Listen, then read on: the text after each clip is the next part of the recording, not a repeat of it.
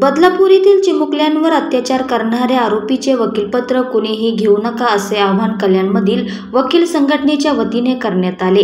तसेच बदलापूर रेल्वे पोलिसांनी अटक केलेल्या आंदोलकांवर दाखल करण्यात आलेल्या अजामीनपात्र गुन्ह्याविरोधात वकील आक्रमक झाले आहेत। या अत्याचारानंतर परिसरात संतापाची लाट उसळली आहे।